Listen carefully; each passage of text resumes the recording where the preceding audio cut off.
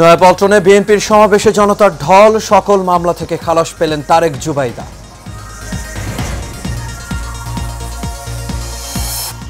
মুক্তি পেলেন জামায়াত নেতা এটিএম আজহার, শাহবাগের সমাবেশে যোগ দিয়ে কৃতজ্ঞতা জানালেন জুলাই যোদ্ধাদের। 4 দিনের রাষ্ট্রীয় সফরে জাপানে প্রধান উপদেষ্টা ডক্টর মোহাম্মদ ইউনুস, সই হতে পারে 7টি চুক্তি ও সমঝোতা স্মারক। এবং প্রতিদিন 1 ঘন্টা কর্মবিরতির ঘোষণা সরকারি কর্মচারীদের, প্রধান উপদেষ্টা দেশে ফিরলে দাবি নিয়ে সিদ্ধান্ত।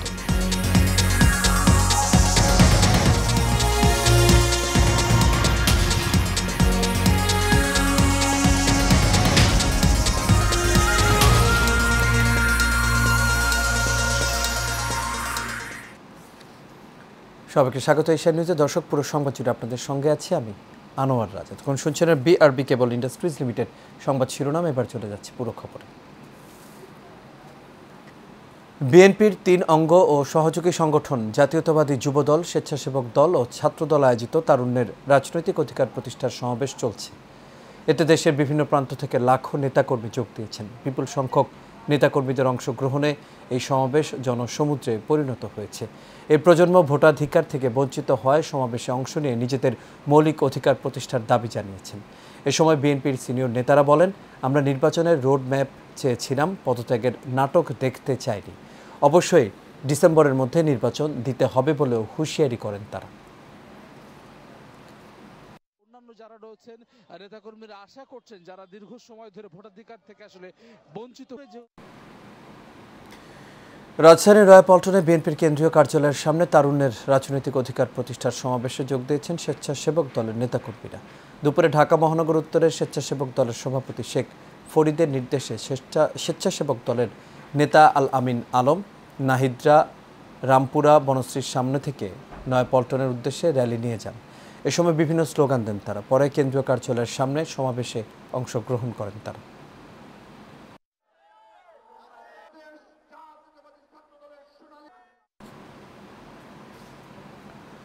দুর্নীতি মামলায় বিএনপির ভারপ্রাপ্ত চেয়ারম্যান তারেক রহমান ও তার স্ত্রী ডাক্তার জুবাইদা রহমানকে খালাস দিয়েছেন হাইকোর্টের মধ্য দিয়ে। সব মামলায় দণ্ড সাজা মুক্ত হলেন বিএনপির ভারপ্রাপ্ত চেয়ারম্যান তারেক রহমান।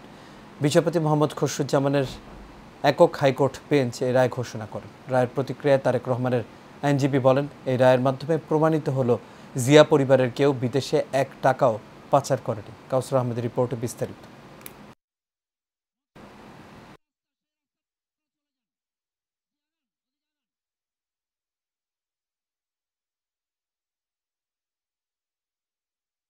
রিপোর্টের জন্য অপেক্ষা করছি।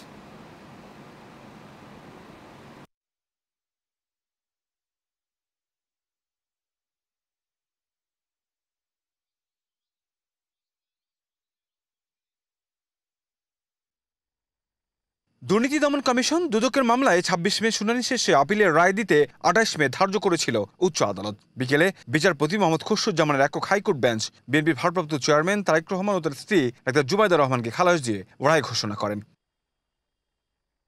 রায়ের প্রতিক্রিয়ায় তারেক রহমানের আইনজীবী এস.এম. শাহজাহান বলেন যে সম্পত্তিগুলো তারেক রহমানের নামে দেখানো হয়েছে, এটি জ্ঞাত আয় বহির্ভূত না, অসাধু না। এই মামলা তারেক রহমান সাহেবের বিরুদ্ধে উনি কোনো জ্ঞাত আয় বহির্ভূত কোনো সম্পদের অধিকারী নহেন এবং কোনো সম্পত্তি উনি ডিজনেস্টলি অর্থভাবে উনি কোনো অর্জন করেন নাই।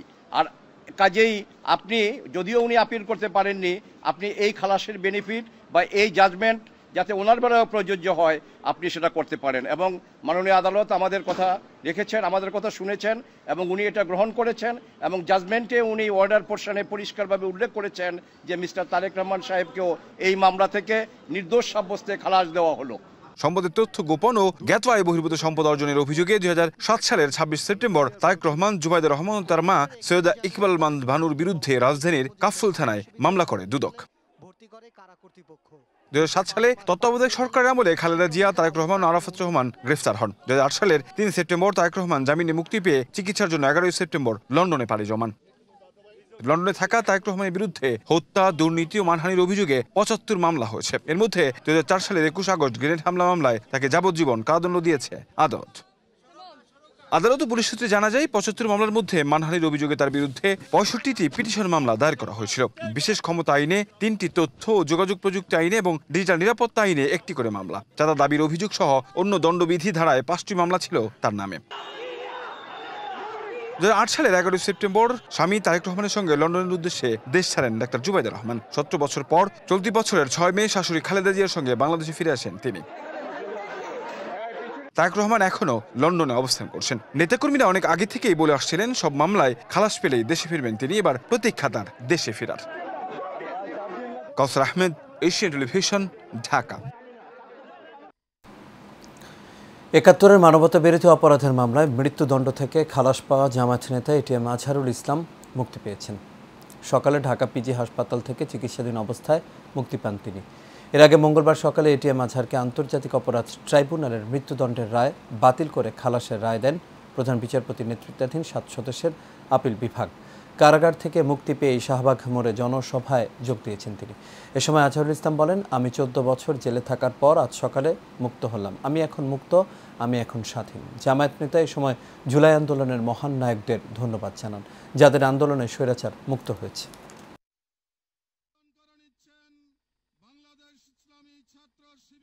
ছাত্র সমাজই রাস্তায় রাজপথে নেমে রক্ত ঢেলে তারা এই ১৪-১৫ বছরের ফ্যাসিস্ট সরকারের সকল জুলুম অত্যাচারের বিরুদ্ধে জনগণকে সাথে নিয়ে তারা রাজপথে যে আন্দোলন গড়ে তুলেছিলেন, যার কারণে দর্ব গর্ব সব চূর্ণ হয়ে বাংলাদেশ নতুনভাবে স্বাধীনতা অর্জন করতে পেরেছে। এই হত্যাকাণ্ডের সঙ্গে যারাই যে পর্যায়ে জড়িত সবাইকে আইনের আওতায় এসে তাদের বিচার করা হোক। আল্লাহর প্রতি বিশ্বাস, এটাই তো আমার অপরাধ ছিল, আর তো অপরাধ নাই।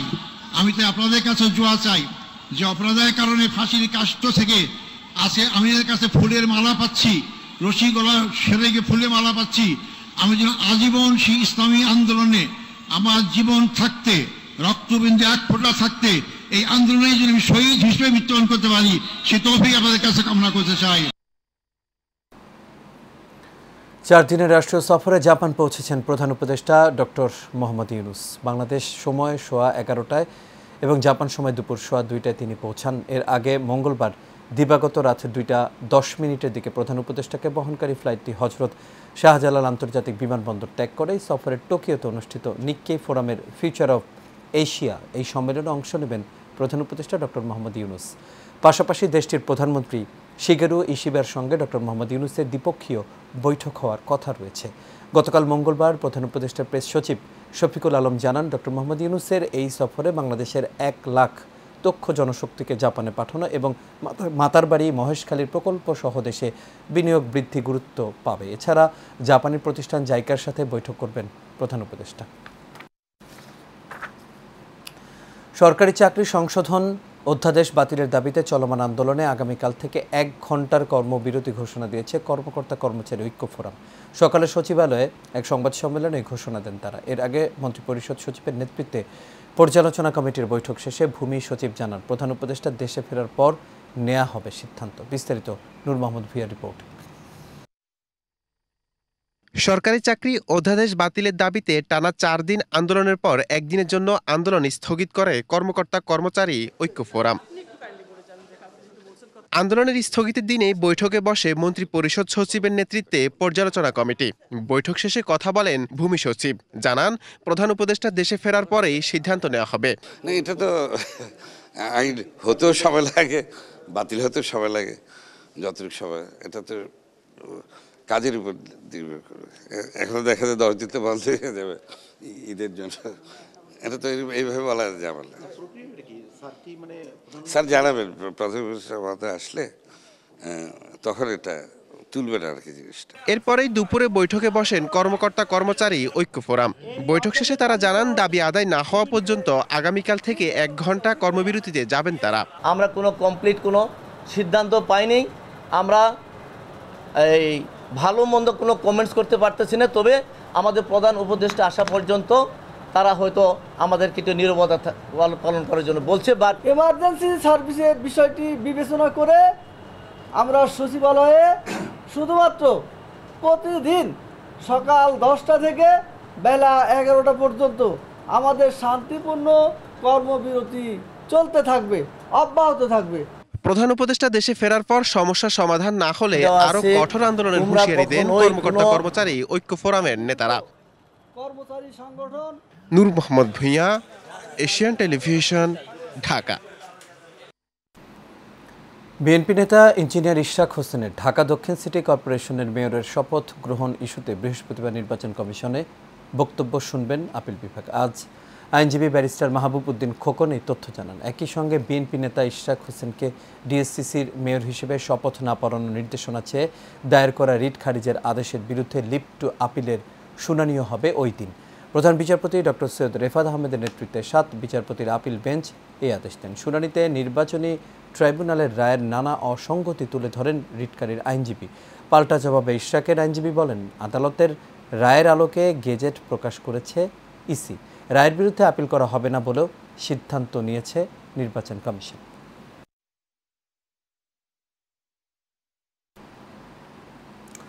সিলেট, সুনামগঞ্জ ও চাঁপাইনবাবগঞ্জ সীমান্ত দিয়ে মোট 85 জনকে পুশিন করেছে ভারতের সীমান্তরক্ষী বাহিনী বিএসএফ।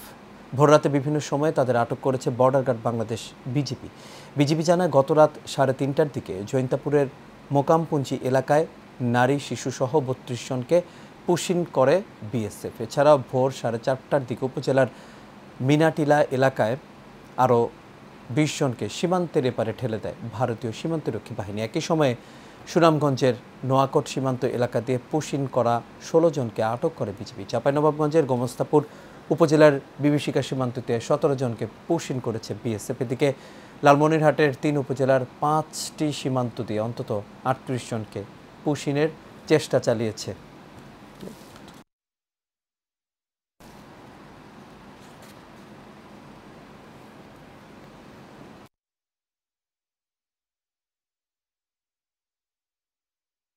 উত্তর পশ্চিম বঙ্গোপসাগর এবং তৎসংলগ্ন এলাকায় একটি লঘুচাপ সৃষ্টি হয়েছে। এর প্রভাবে উত্তর বঙ্গোপসাগর, বাংলাদেশের উপকূলীয় এলাকা এবং সমুদ্র বন্দরগুলোর ওপর দিয়ে দমকা অথবা ঝোড়ো হাওয়া বয়ে যেতে পারে। এই কারণে চট্টগ্রাম, কক্সবাজার, মোংলা ও পায়রা সমুদ্র বন্দরকে 3 নম্বর স্থানীয় সতর্ক সংকেত দেখাতে বলা হয়েছে। আবহাওয়া অধিদপ্তর সমুদ্র বন্দরের সতর্কবার্তায় এ তথ্য জানানো হয়। এর প্রভাবে পটুয়াখালীতে গত 2 দিন ধরে থেমে থেমে মাঝারি বৃষ্টি হয়েছে, তবে বুধবার ভোররাত থেকে শুরু হয়েছে গুড়ি গুড়ি বৃষ্টিপাত। আকাশ ঘন মেঘাচ্ছন্ন রয়েছে। বাতাসের চাপ না বাড়লেও অমাবস্যার জোয়ারের প্রভাবে নদ নদীর পানির উচ্চতা বৃদ্ধি পেয়েছে। উত্তাল রয়েছে কুয়াকাটা সংলগ্ন বঙ্গোপসাগর। লঘুচাপটি আরও ঘনীভূত হতে পারে এবং উপকূলীয় এলাকা দিয়ে ঝোড়ো হাওয়া বয়ে যেতে পারে।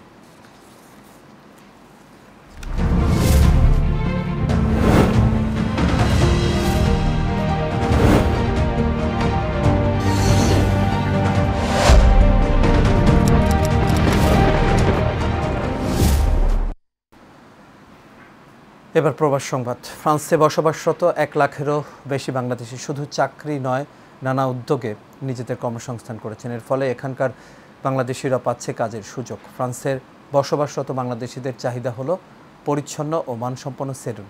ভাষাগত দুর্বোধ্যতার কারণে এখানকার অধিকাংশ সেলুনে অসুবিধায় পড়তে হয় প্রবাসীদের। তাই বাংলাদেশি কমিউনিটির মাঝে নিজেদের উপযোগী সেলুনের প্রবল চাহিদা তৈরি হয়েছে। এই কারণে কেসিমায় এলাকায় চালু হলো MRS বারবার নামে এই প্রতিষ্ঠানটি। বিস্তারিত জানাচ্ছেন জাবালুন নূর। সরকারি পরিসংখ্যান অনুযায়ী বর্তমানে ফ্রান্সে 1 লাখেরও বেশি বাংলাদেশি বসবাস করছেন। এই সংখ্যা দিন দিন বাড়ছে। ফ্রান্সের বিভিন্ন শহরে পরিবার পরিজন নিয়ে স্থায়ীভাবে বসবাস করছেন, এই সংখ্যাও কম নয়। এই প্রবাসী বাংলাদেশিদের একটি উল্লেখযোগ্য অংশ এখন উদ্যোক্তা হিসেবে এগিয়ে আসছেন। নিত্যদিনের কাজে লাগার অন্যতম প্রতিষ্ঠান হেয়ার কাটিং সেন্টার বা সেলুনের চাহিদা রয়েছে এখানে। যেহেতু আমাদের চাহিদাটা বেশি, যে কারণে আমরা চাহিদা পূরণ করতে পারতেছি না, এই সেলুন দ্বারা সবার যে একটা চাহিদা পূরণ হবে, একটা কর্মসংস্থানের জায়গা হবে। আমরা মনে করি যত বেশি প্রতিষ্ঠান হবে বাংলাদেশি কমিউনিটিতে, আমাদের কাজের কর্মক্ষেত্র তত বেশি প্রসারিত হবে। মূলত সেই লক্ষ্যেই আমরা চেষ্টা করতেছি বিভিন্ন ধরনের ব্যবসায়িক প্রতিষ্ঠান ওপেন করার জন্য। এই বাস্তবতাকে কেন্দ্র করে কিছু উদ্যমী বাংলাদেশি উদ্যোক্তা এগিয়ে এসেছেন নতুন সেলুন প্রতিষ্ঠার পরিকল্পনায়। MRS বারভার নামে কেতসামিয়া এলাকায় খোলা হয়েছে এই সেলুন। আমাদের বাংলাদেশি কমিউনিটির আরেকটি পথ সুগম হলো। ক্রমান্বয়ে আমরা সবাই ব্যবসার চিন্তা ভাবনায় আসা উচিত। কাজের যে ব্যবসা করলে ভালো হবে। এই উদ্যোগের মাধ্যমে যেমন স্থানীয় বাংলাদেশিদের প্রয়োজন মিটবে, তেমনি কর্মসংস্থান তৈরি হবে নতুন প্রজন্মের তরুণদের, এমনটাই মনে করছেন প্রবাসীরা। জামালুন নূর, এশিয়ান টেলিভিশন। আর এর সাথে শেষ করবে এশিয়ান নিউজ। তবে যাবার আগে বিআরবি কেবল ইন্ডাস্ট্রিজ লিমিটেড সংবাদ শিরোনামগুলো দেখে নেবে দর্শক আরও একবার।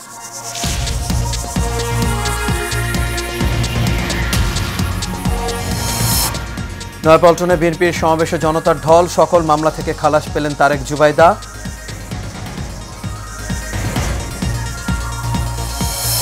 মুক্তি পেলেন জামায়াত নেতা এটিএম আজাহার, শাহবাগের সমাবেশে যোগ দিয়ে কৃতজ্ঞতা জানালেন জুলাই যোদ্ধাদের। 4 দিনের রাষ্ট্রীয় সফরে জাপানের প্রধান উপদেষ্টা ডক্টর মোহাম্মদ ইউনূস, সই হতে পারে 7টি চুক্তি ও সমঝোতা স্মারক। এবং প্রতিদিন 1 ঘন্টা কর্মবিরতির ঘোষণা সরকারি কর্মচারীদের, প্রধান উপদেষ্টা দেশে ফিরলে দাবি নিয়ে সিদ্ধান্ত।